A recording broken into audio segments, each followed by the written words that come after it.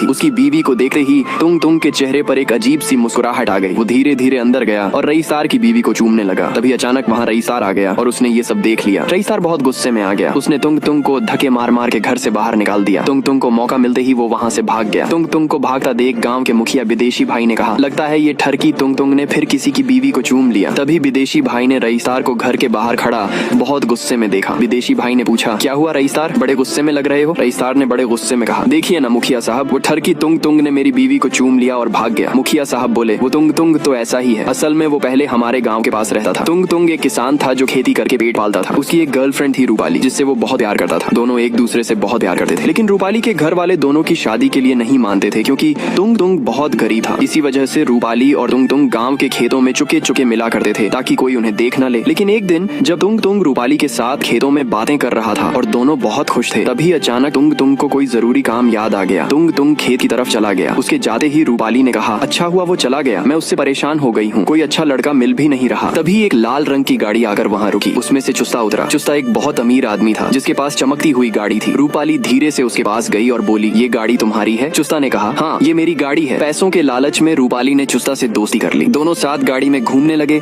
और साथ वक्त बिताने लगे। एक दिन जब तुंग तुंग रूपाली को ढूंढ रहा था तभी उसने रूपाली को चुस्ता के साथ देख लिया। तुंग तुंग का दिल टूटकर चकनाचूर हो गया। और फिर एक दिन रूपाली और चुस्ता ने एक दूसरे से शादी कर ली और दोनों साथ में गांव से चले गए। उस दिन के बाद से तुंग तुंग सदमे में चला गया। दूसरों की बीवियों में उसे रूपाली ही नजर आने लगी। रईसार को अब सब समझ आ चुका था। उसने कहा, बेचारा तुंग तुंग लड़की के चक्कर में पागल हो गया। रईसार बाइक पर बैठा और तुंग तुंग के गाँव पहुंचा। वहाँ उसने तुंग तुंग को हर जगह ढूंढा, लेकिन तुंग तुंग उसे कहीं नहीं मिला। तभी उसे गाँव के बीच में भीड़ दिखी। रईसार जब वहाँ पहुंचा तो देखा तुंग तुंग की लाश वहाँ पड़ी हुई थी। गाँव वालों ने बताया कि रूपाली के जाने के बाद तुंग तुंग उदास उदास रहने लगा था और फिर उसने जहर खाकर आत्महत्या कर ली। रईसार की आंखों में आंसू आ गए और वो जोर जोर से रोने लगा। उसके रोने की वजह से पूरा गांव डूब गया। वहीं दूसरी तरफ रूपाली और चुस्ता घर में सो रहे थे। तभी पानी